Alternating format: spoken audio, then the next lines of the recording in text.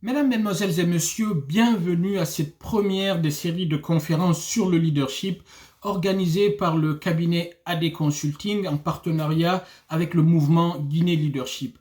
Aujourd'hui, pour cette première, nous avons l'ambition de vous parler du leadership au niveau national, au niveau étatique, à travers l'exemple de Monsieur Paul Kagame qui dirige un pays qui nous surprend, qui dirige un pays qui nous fascine. On a nommé la République rwandaise.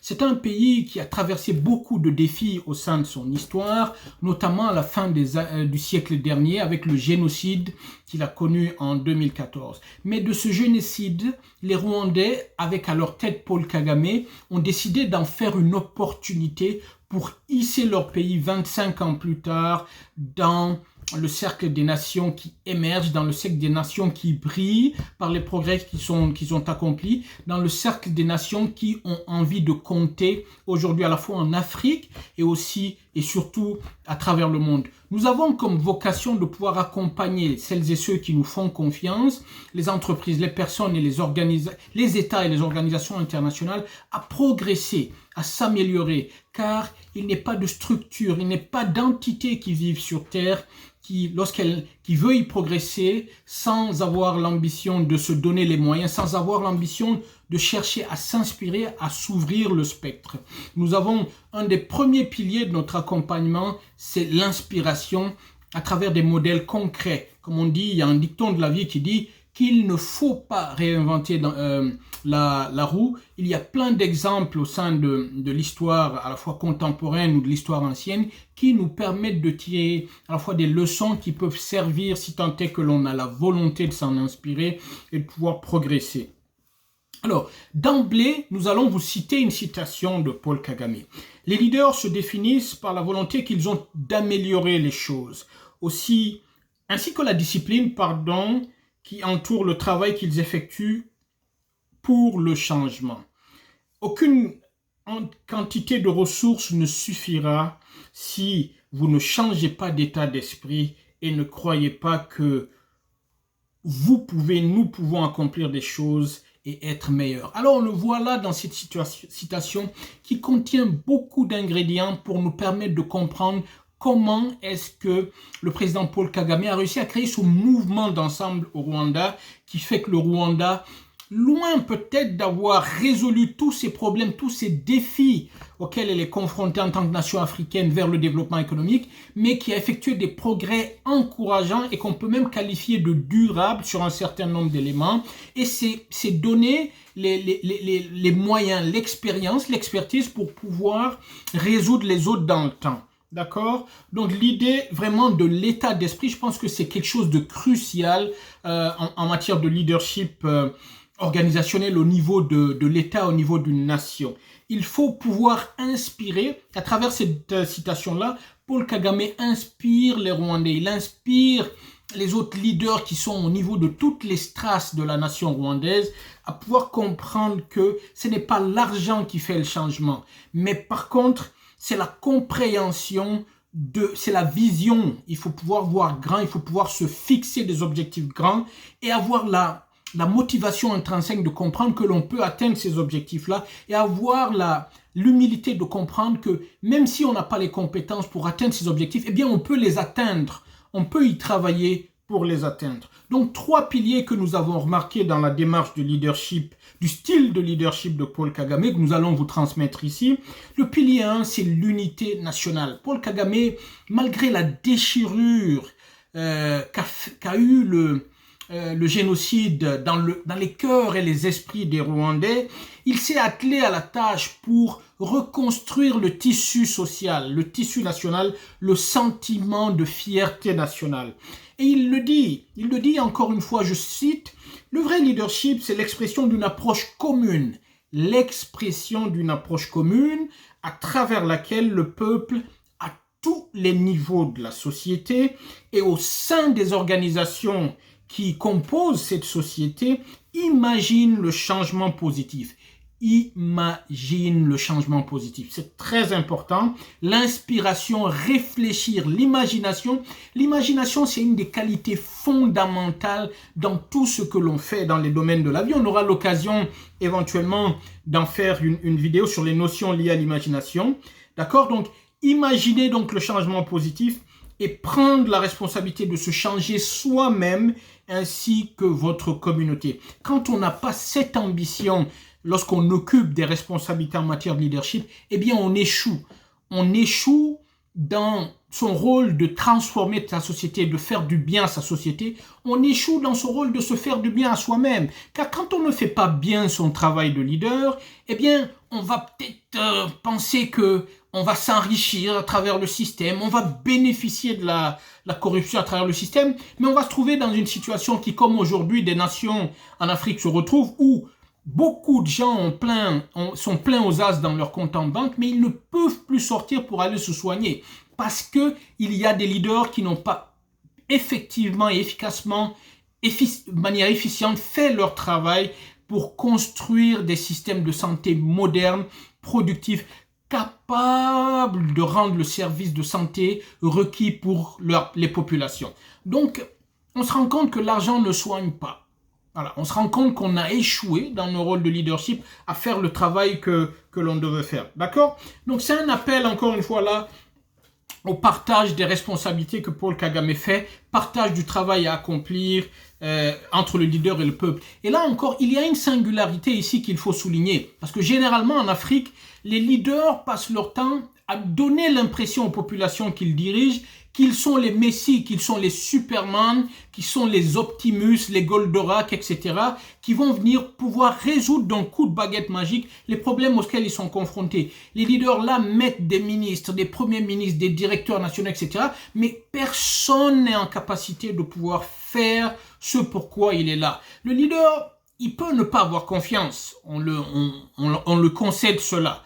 Il y a un problème il y a une crise de confiance terrible, il peut ne pas avoir confiance, mais qu'il sache qu'il faut qu'il se donne les moyens d'avoir confiance. Il y a le fameux dicton qui dit que la confiance n'exclut pas le contrôle. Le leader doit pouvoir mettre en place des systèmes de contrôle pour s'assurer que il y ait des temps qui soient impartis au travail de chacun des responsables au niveau des strates différentes de leadership national afin qu'ils puissent rendre compte. Et on le verra tout à l'heure, il y a chez Paul Kagame la retraite de leadership national qui est une occasion pour lui en quelque sorte de pouvoir faire le point sur le travail et évaluer la performance de ces leaders. D'accord? Donc il y a une volonté de transparence qui apparaît dans ses propos, dans la mesure où vraiment le leader Paul Kagame dit aux Rwandais « Je ne peux pas, je cite, à moi tout seul, opérer le miracle. C'est pas possible. Il faut que chacun d'entre vous pense à le faire, pense à faire comme moi. Pense comme moi, Paul Kagame, et fasse comme moi je le fais. » Donc là, il y a une notion aussi d'intégrité de la part du leadership qui apparaît là. On peut être leader et ne pas être intègre. Donc de cette manière, on ne va pas se comporter, on ne va pas donner l'exemple. Mais alors quand on est un leader, qu'on soit intègre, qu'on donne l'exemple, c'est important de s'assurer que les autres suivent et qu'ils miment ce que vous faites de manière à créer un mouvement d'ensemble, de manière à créer un mouvement critique, que le mouvement d'ensemble atteigne une taille critique transformatrice qui génère le changement durable.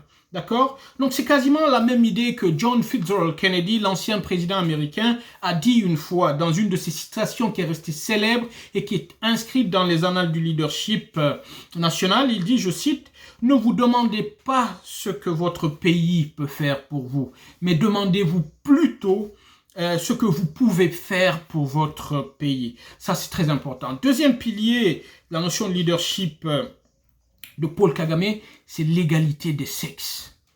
Paul Kagame a compris que on ne peut pas développer le Rwanda en excluant une frange de la société. Mais non seulement une frange de la société, mais la frange la plus importante de la société, c'est nos filles, nos sœurs, nos mamans. Celles qui nous mettent au monde, celles qui nous aident à nous développer, qui nous réconfortent, qui nous éduquent, celles qui travaillent, qui contribuent au foyer. des femmes qui contribuent au bien-être du foyer. Comment peut-on les exclure? C'est inimaginable. Alors Paul Kagame a œuvré pour que la femme rwandaise retrouve toute sa place, toute sa splendeur au sein de la société.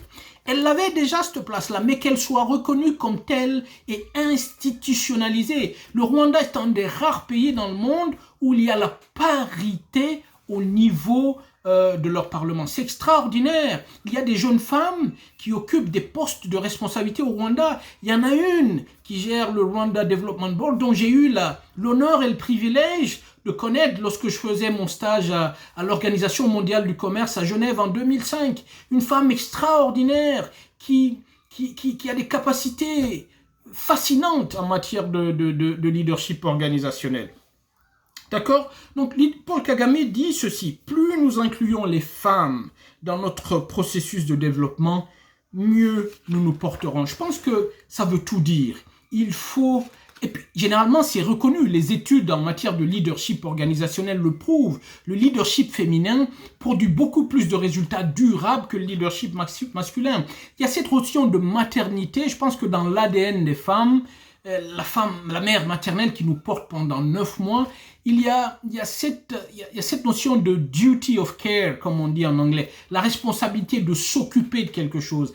Et c'est quelque chose que naturellement la femme a, et quand on lui confie des responsabilités de leadership, eh bien elle exprime cela dans sa splendeur.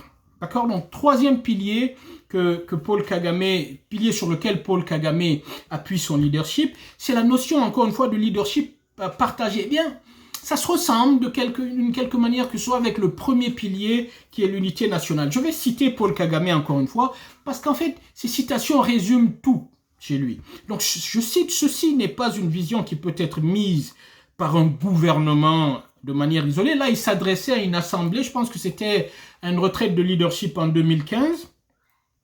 Donc, ceci n'est pas une vision qui peut être mise en œuvre par un gouvernement de manière isolée ou venant de l'extérieur, l'aide des bailleurs de fonds, par exemple, ou encore moins par un président. Cela requiert des efforts de tous, les efforts entiers de tous et la participation de chacun d'entre nous à tous les niveaux de la société. Donc, il fait comprendre aux Rwandais que ce n'est pas parce qu'il y a un président ou parce qu'il y a un premier ministre ou un ministre, des ministres, etc., ou des directeurs nationaux, que moi, Rwandais, là, je dois croiser les doigts et attendre à ce que le travail soit fait, à ce que ma situation s'améliore comme par un coup de baguette magique.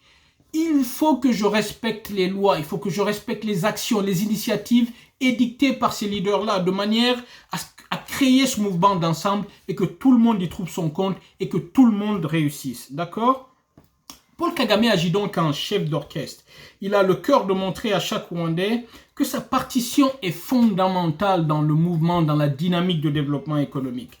D'accord? Pour la réussite collective. C'est l'exaltation du mouvement d'ensemble. Il rend grâce à ses compatriotes. Souvent, et c'est très important quand on est un leader, il faut encourager les gens à pouvoir continuer à tenir dans la difficulté, dans la contrainte. Et il leur dit... sans vous, rien n'aurait été possible. Donc ça, c'est très intéressant. Et avant de terminer, en deuxième élément, je vais pouvoir vous parler du séminaire de leadership que Paul Kagame organise une fois par an, qui est un mix parfait entre tradition rwandaise et pratique de leadership moderne. C'est très important. Et on appelle ça le Umwiherero, ou la retraite de leadership. C'est inspiré de la tradition du pays qui veut que, à chaque fois que dans une communauté, lorsque des problèmes existent, eh bien qu'on puisse se réunir. On parle souvent de l'arbre à palabres dans beaucoup de pays africains. On se réunit, on réunit les leaders, les différentes couches que composent et qui se rencontrent là, les différentes couches qui composent la société se rencontrent pour trouver des solutions aux problèmes communautaires. Eh bien, c'est cette logique communautaire là que Paul Kagame a utilisé et il a instauré cette dynamique, cette discipline au niveau national, au niveau gouvernemental. D'accord? Donc la coutume traditionnelle est donc au cœur de l'approche du logiciel de leadership d'État. C'est l'occasion de remuer le couteau dans la plaie. C'est très important. Lui, Paul Kagame, il ne gaspille pas, il passe beaucoup de temps à remuer le couteau dans la plaie pour celles et ceux qui n'auront pas été à la hauteur de leurs attentes, parce qu'il crée une forme de pression à la performance, une pression au progrès. Parce que c'est très important, l'être humain, là, quand on ne le suit pas, quand on ne met pas la pression pour réussir, surtout quand ce qu'on attend de lui, la réussite que l'on attend de lui va dans le bon sens, eh bien parfois il s'oublie. Donc le rôle du leader, c'est de vraiment suivre et mettre la pression. Donc pour ceux qui n'auront pas, ceux qui auraient été performants, eh bien interdiction formelle de s'auto-glorifier. Donc on ne passe pas de temps sur les réussites, sauf si ces réussites-là doivent pouvoir inspirer d'autres à pouvoir mieux faire leur travail. Mais on passe plus de temps sur ceux qui sur ceux qui n'aura pas été efficaces. D'accord? Donc l'objectif donc de ces retraites de leadership, c'est de faire des choses pour transformer positivement et durablement du pays. Ce qui est important pour Paul Kagame, ce n'est pas tant de réussir, mais c'est de pouvoir être à l'initiative. C'est de pouvoir tout le temps trouver des solutions aux problèmes et mieux de les essayer. Paul Kagame considère plus celui qui essaye que celui qui n'essaye pas. D'accord? C'est une occasion de créer aussi des liens parce que Paul Kagame a compris que c'est très important de pouvoir créer des liens entre les personnes qui sont supposées faire ensemble ce qui arrange le Rwanda. On ne peut pas travailler ensemble, faire des choses positives, atteindre des objectifs qui vont durer dans le temps si on ne se connaît pas. Donc la retraite de leadership, souvent, elle est organisée dans un cadre magnifique, un cadre bucolique, de manière à quelque part à permettre aux responsables rwandais de socialiser, de faire du réseautage, de se connaître. D'accord ? Ça, c'est très important.